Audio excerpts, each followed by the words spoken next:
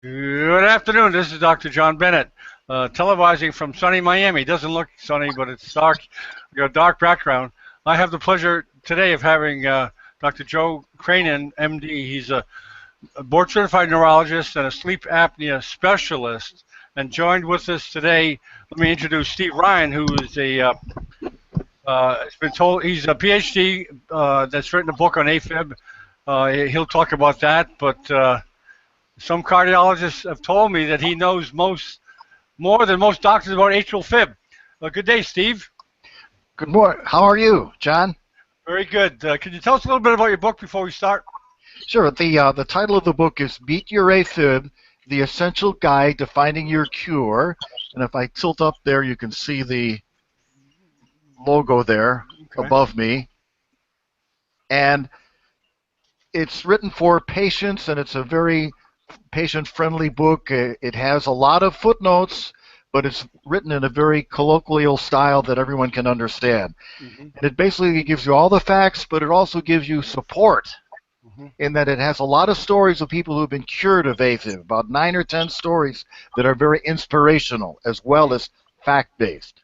Very good. Very good. And that book's available on Amazon, correct? Yes, it's available on Amazon. And you have a newsletter, Steve. How many people follow your newsletter, get your newsletter? Well, it varies, but our website, afib.com, in a good day, gets 1,600 new visitors a day. A day, wow. That's on a real good day. I mean, the summer it drops off, but it's very popular. Very good. Very good. Okay, Joseph, why don't you just tell a little bit about yourself and what you do, and it's all yours right from here. Thanks, John. So I'm also board certified in sleep medicine, so double threat there, board certified in neurology and sleep medicine, and fellowship trained at University of Michigan, go Blue. And I do a great deal of patient care in sleep apnea. I am the owner and founder of Singular Sleep, which is the first virtual sleep center. We practice sleep telemedicine, and we do home sleep apnea tests, which patients greatly prefer to the old-style in-lab studies. So let's talk a little bit about what sleep apnea is. When most people think sleep apnea, they think obstructive sleep apnea, which is a medical disorder when the back of the throat continues to close up repetitively during the night, waking your brain up, causing a lot of negative physiological effects in your body. Blood pressure goes through the roof, pressure in your head goes up, oxygen saturation in your blood goes down, stress hormones come out in your body, blood sugars rise, a lot of bad things. And if this goes on chronically, it can result in a number of medical problems, including atrial fibrillation. Now, to complicate the situation, there's another type of sleep apnea called central sleep apnea. To simplify what this is, it's like the brain forgets to breathe. And people with atrial fibrillation often have a combination of both the obstructive sleep apnea and the central sleep apnea. So the epidemiological studies show that there are very high rates of sleep apnea amongst AFib sufferers. And what's more, if people don't get their sleep apnea treated, they are very likely to continue to go in and out of AFib if they have what's called paroxysmal AFib, where they go in and out of it. They will tend to keep having relapses. Additionally, there's very strong evidence to show that people who get cardioverted for their AFib, where they get medications such as beta blockers or other medications, or electrocardioversion to shock the patient back into atrial fibrillation, if they don't get their AFib diagnosed, if they don't get their sleep apnea diagnosed and treated, they have a very, very high rate of going back into AFib again. So in the care of the AFib patient, because we know sleep apnea is so common and associated with AFib, we think there's a causal relationship there, and I can talk about maybe the physiology later.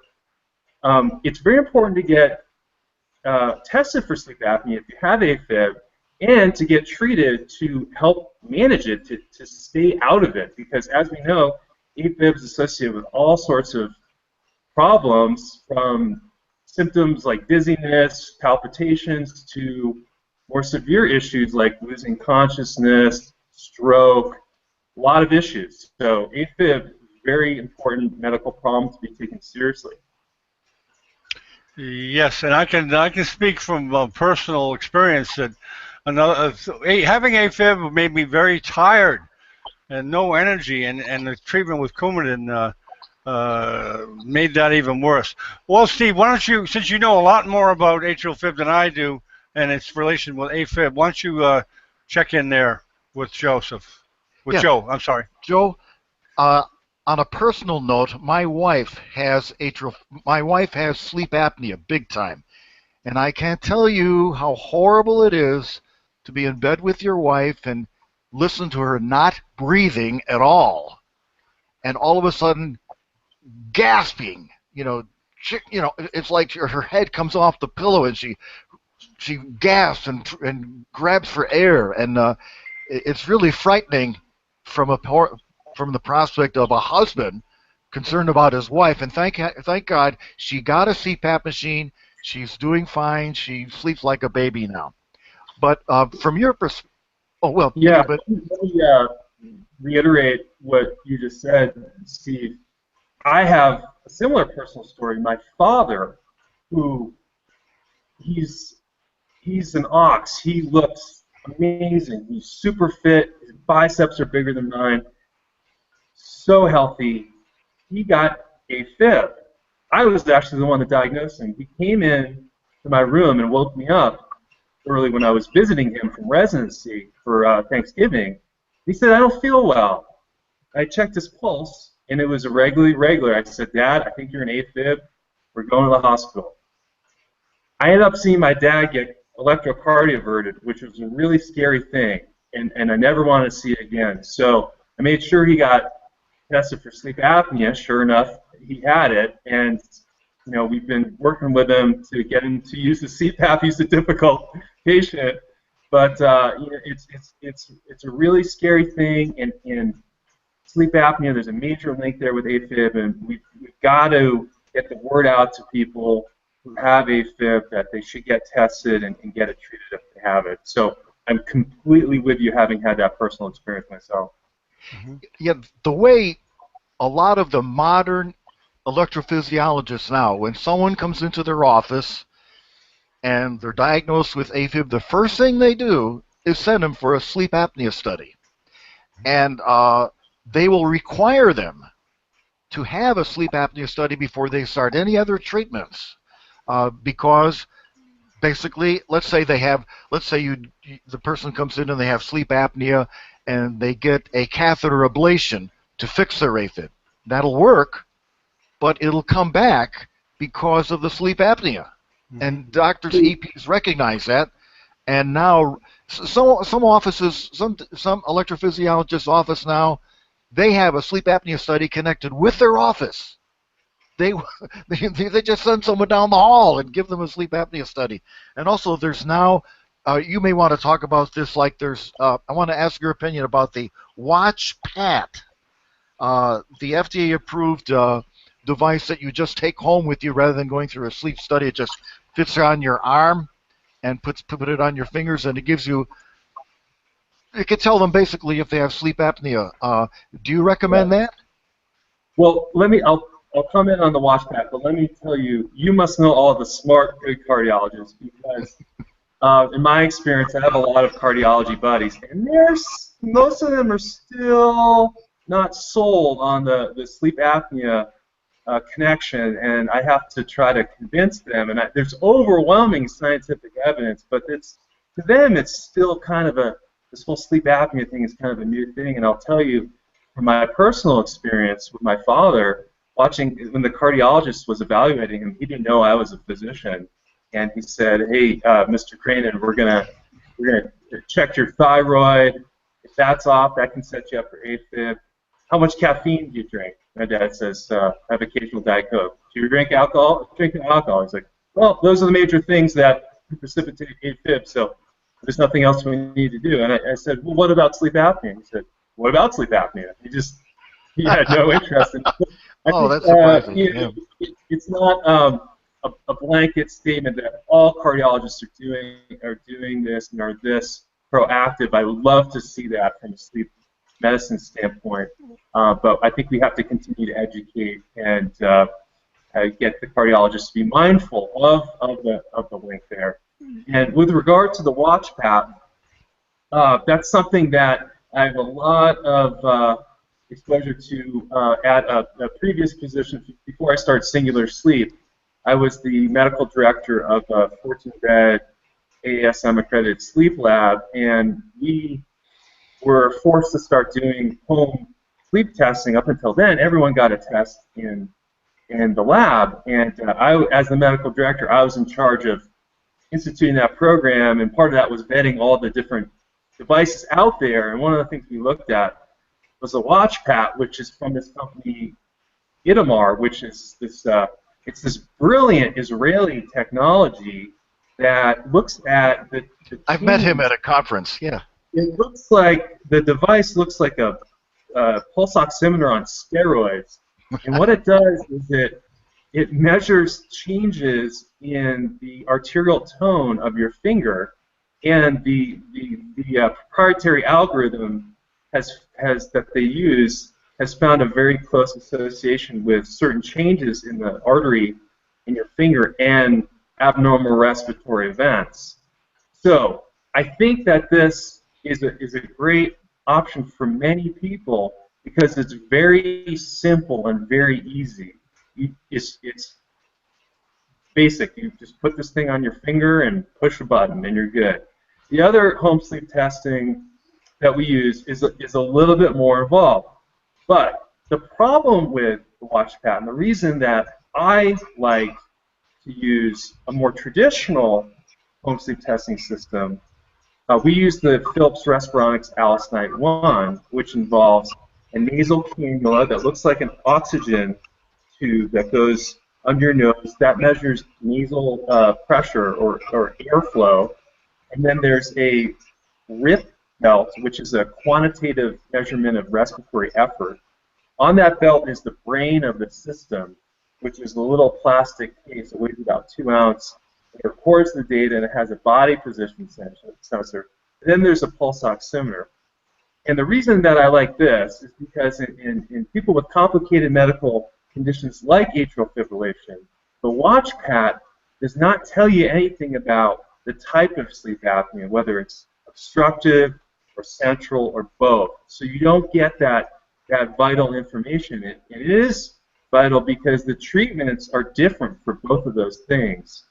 So I think that if you have AFib, in fact, that's one of the indications to get, in some circumstances, to go into the lab is because you have AFib, to look more closely at the phenotype of sleep apnea that you have. But I personally feel like we can get great information from these home sleep apnea tests, the type that we use at Singular Sleep. Go ahead, Steve. I tend to tell people when I'm counseling them to the distinction between an electrophysiologist and a cardiologist, and I tell them an electrophysiologist is a cardiologist who has put in special study on heart rhythm problems, and that's his specialty. You can think of him as an electrician, whereas a cardiologist is a plumber. I know this is an oversimplification, but I try to get people to see EPs, and they are much more in tune with sleep apnea and its dangers as compared to a normal cardiologist. Yeah. I'd like to make a comment there. I remember going through medical school, Joseph, and I don't remember studying much sleep apnea or hearing much about it and its relation to atrial fib. Is it kind of a recent, like when I say recent, the last 10, 20 years, where it's become more well known that there is definitely a correlation? John, great question. This is an amazing statistic, but the average medical student gets 1 hour of sleep medicine training in their 4 years of medical school. Wow, really? You can imagine that they're probably not going to be hearing about all of the medical comorbidities that obstructive sleep apnea is associated with Right. in that one call. They have to cover insomnia, restless legs, narcolepsy, all that stuff. So yeah, so the point being is that doctors don't get that much exposure to sleep medicine in general training. Even if they become family practitioners or internists, they don't get that exposure. There's so much to learn in their training with regards to general medical conditions, Yeah. And diabetes, heart failure, hypertension, heart attacks, MIs. So it's like everything in medicine, the knowledge base has just mushroomed. So no one can know everything. So out of that was born the field of sleep medicine, that there kind of reached a critical mass of knowledge about sleep disorders, and it became its own field. It is a very young field. And up until recently, there was a lot of heterogeneity in the people in the field and their training, but now it's a very systematized training process, and you need to do a formal one-year fellowship, which is what I did, and take a stringent test and pass that to become board certified. But years ago, it was sort of like, well, you read a book and take a test and that's it. But it's gotten a lot more rigorous, and it's had to, because we know so much more, and there's so much more you need to know to be a great sleep doctor. Is there a percentage of atrial fib patients that have sleep apnea? Approximate percentage? Yes, that has been teased out. I'm sure Steve would be more likely to give you an exact number. Steve, do you know, is there a percentage, average, like an round number? I've heard, I know this is outrageous to say, but the thinking is, from a point of view of an EP seeing a patient, 100% of the patients coming in have sleep apnea.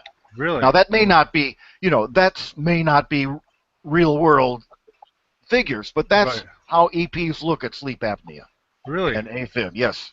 Wow, so my takeaway is that a number of studies have been done looking at this, but the population characteristics vary. Paroxysmal atrial fibrillation versus continuous, and the takeaway point is that it's very prevalent. It's highly prevalent, and it's absolutely indicated to get a sleep study to verify and then treat it if you find it. Can you go over the treatment basically? Because I, as well as probably most people listening, don't know first what it is and how is it treated once you're diagnosed with it. Once you're diagnosed with it, the gold standard is something called CPAP. It stands for continuous positive airway pressure. Okay. It's a machine that uses air pressure to splint the back of your throat open. Now, that works great if you have obstructive sleep apnea. I should mention that what we use in singular sleep, and I'm a huge fan of, is what's called auto CPAP. So these machines give you on-demand pressure. They give you just enough pressure to hold your airway open and no more during all stages of sleep in all body positions, because you might need a moderate amount of pressure when you're sleeping on your side, but if you go to your back, because of gravitational forces on the soft palate and tongue, you're probably going to need more pressure, and the machine will sense that and give it to you. If you had the old style regular CPAP machines, fixed pressure, one pressure all night, it's not going to do anything, and you're not going to get the treatment you need. Either you're not going to get enough pressure when you're on your back, or you're going to have the pressure that you need on your back, which is going to be pretty high, and you don't need that when you're on your side, and it's going to feel uncomfortable when you're on your side. So these auto-adjusting machines are great, and state-of-the-art. I highly recommend them.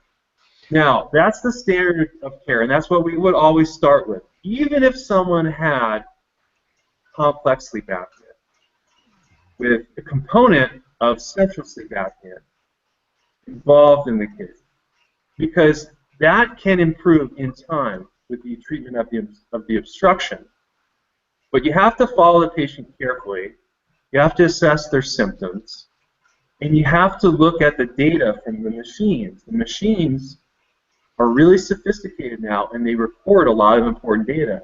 including an estimate of the efficacy of the treatment. Not only that, they can give a pretty good estimate of if you're having obstructive or central respiratory events. So if you've got someone on an auto CPAP and they do great, they have no more symptoms, no more pauses in breathing, no more snoring, and the data on the machine looks good, you're good to go. However, if the spouse or bed partner is still hearing, they say the snoring's gone, but I still hear some pauses in breathing or some strange breathing patterns. It fluctuates the breathing and cycles up and down, and then you see on the machine there's still some breathing events, and they look like central breathing events.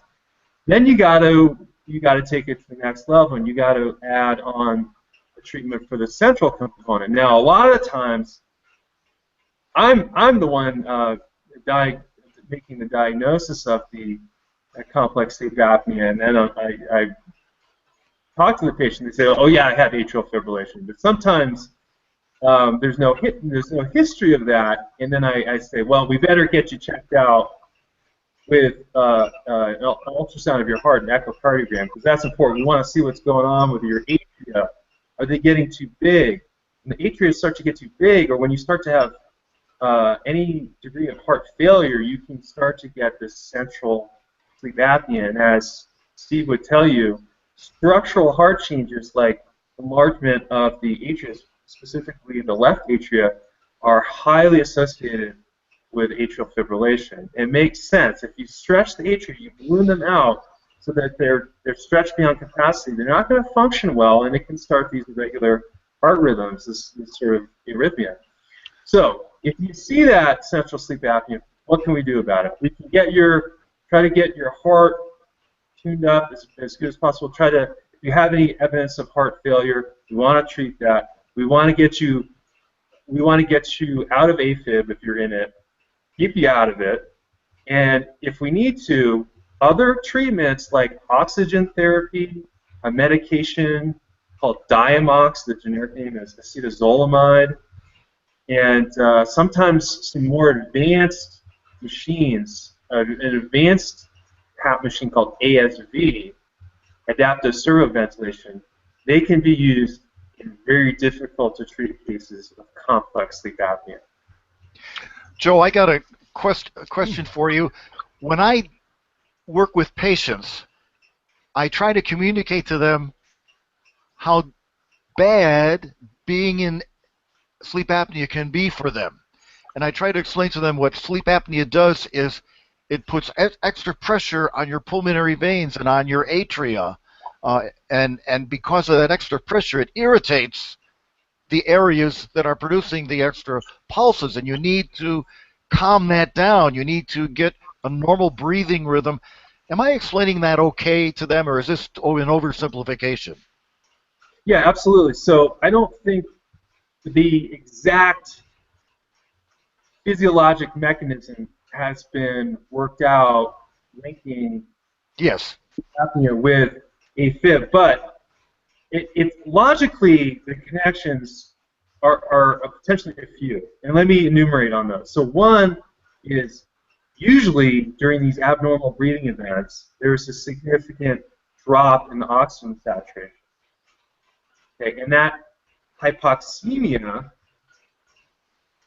can stress the heart because the heart is a high oxygen demanding organ. The heart and the brain demand a lot of oxygen. If you don't give that heart enough oxygen, it can misfire. And AFib is only one of the arrhythmias associated with sleep apnea. Sleep apnea is associated with other arrhythmias and associated with sudden death, which we think is probably due to three things: arrhythmias, fatal arrhythmias, VTAC, VFib, massive stroke, massive heart attack, possibly in conjunction with fatal arrhythmia. Those two often go hand in hand.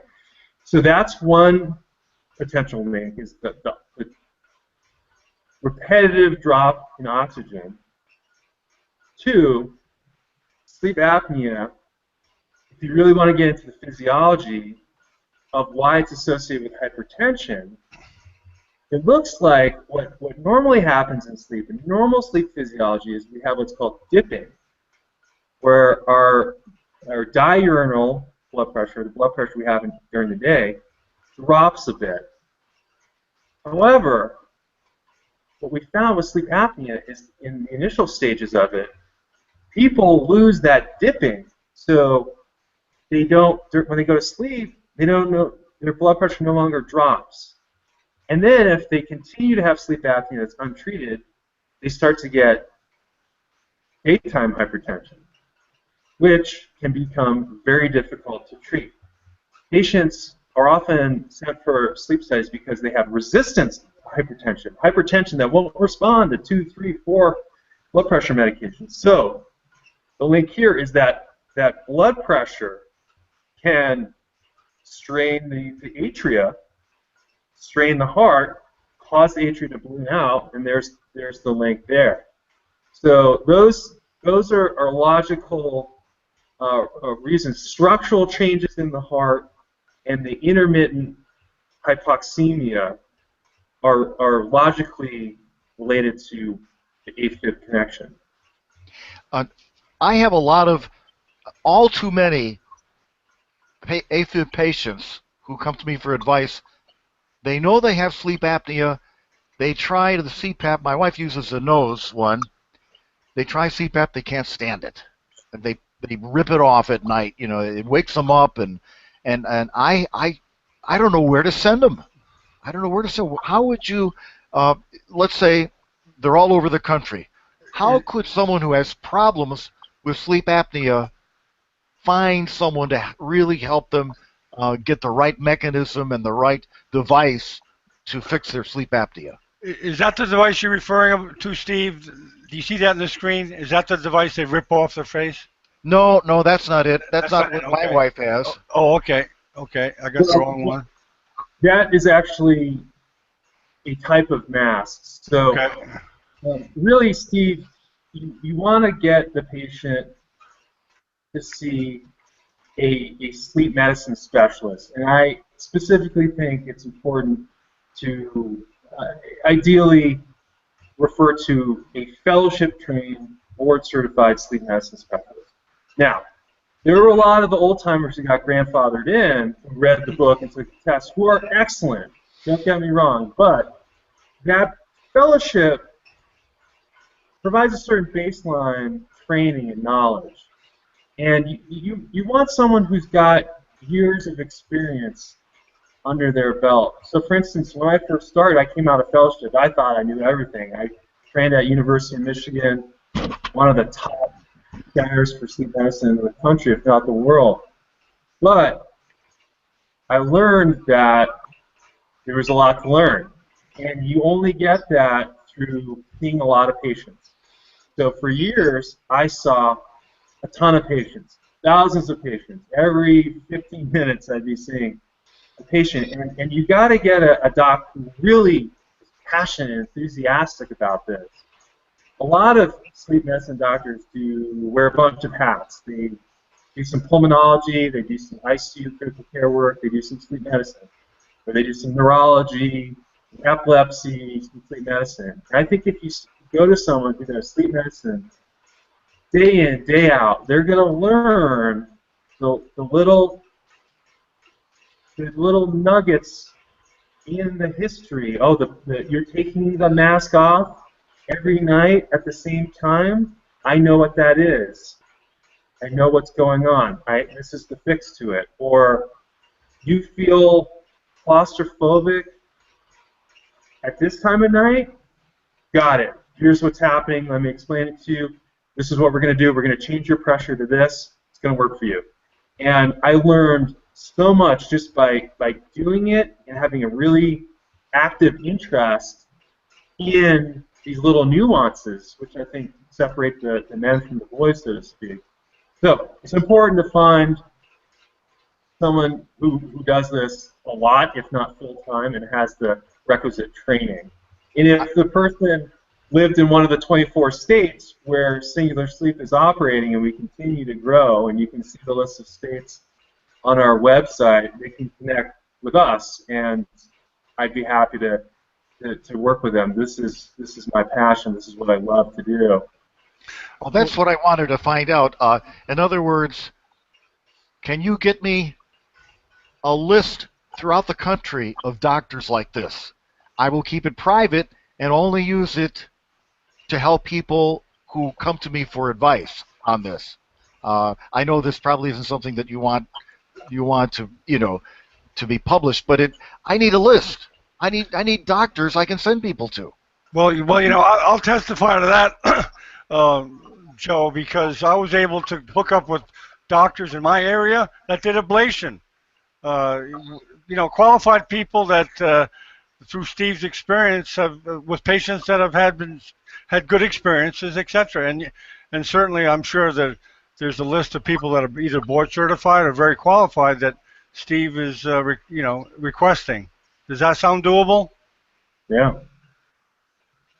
Thank you. Yeah. I think looking at just one last quick question, Joe. From the other area, from the other side, what percentage of your sleep apnea patients have atrial fib? Are there some that are just primary sleep apnea and have maybe hypertension or something else? Or is there a lot of atrial fib patients you see? So the usual arc of how a patient gets to me is two pathways. And I really wish it weren't so, and I'll tell you why, but I wish we could change the dynamics here. So one pathway is the patient is sick of hearing their spouse or significant other complain about their snoring and breathing at night. So that's one pathway. That's The other pathway is people who have such thick skin that they continue to ignore that until they have a problem. Right. Until their wife punches them in the ribs so much that they hurt. That's a good referral. The problems are usually of two general groups. So one group is they have a problem with sleepiness, and often that problem with sleepiness is that they had a scare while driving. That's a very common issue that causes someone to overcome their inertia and come see me.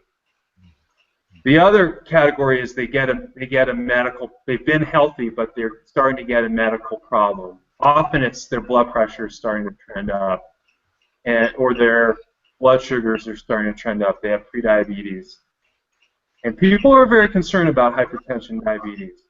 And a lot of people at that point say, "Geez, what can I do about this? I don't want to take medication.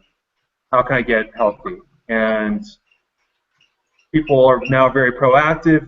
They approach their primary care doctor, or they approach WebMD, and they learn about sleep apnea, and that's what helps them overcome inertia. So why I say I think the system is problematic is I really wish we could get a hold of people before they had that medical problem, before they developed the high blood pressure, the diabetes, the AFib, the heart attack, the stroke, the TIA that made them now motivated. If we could talk to people about how getting assessed for sleep apnea, if you're high risk, and getting it treated is one of the best investments you can make in your health, I think that we could change the paradigm here. So I hope that over time we can do that, and that's one of the things that we're shooting for with Singular Sleep. We're really trying to increase the access to people. We practice telemedicine, which means that we use technology like this to assess, diagnose, treat patients. Of course, we use a secure HIPAA-compliant web platform, but it's a lot like this. And in 24 states, I think we've probably got, last time I calculated, about 2/3 of the U.S. population so far. And our goal is to get everyone. and make it a lot easier, because we have a lot of people who do the consultation during their lunch break or pulled over on the side of the road. They're truckers, and they can't take a day off from work. That's money out of their paycheck, and we're really trying to increase access to getting their sleep apnea assessed and treated. Yeah, Joseph, Joe, you do online consultations, correct? Correct. Okay, let me just show you your website here. So if people want an online consultation, they go to your website, singularsleep.com, correct? They can also, if they live in one of the 24 states that we serve, and we have 5 or 6 more coming online next month or two, go to singularsleep.com, and you can order your own sleep test, or you can go talk to your doctor and he can order it, or you can order consultation, and we can talk about whether you need testing or what's going on with your health and come up with a game plan. Very good. I will send you a couple of people right away, Joe. We'd appreciate that. Very good. Well, it's great to be on screen with you guys. I hope we learned a little bit today. I know I did with sleep apnea. And we appreciate you. Contact Joe if you have a problem with sleep apnea, you want to consult him. And don't forget Steve's book. What's the name of the book again, Steve? Beat Your AFib. Beat Your AFib. The Essential Guide to Finding Your Cure. Here it is on a. Yeah, I can personally attest to its value. So, well, thank you very much, gentlemen. Thank you. Thank you. Hang on, we'll chat.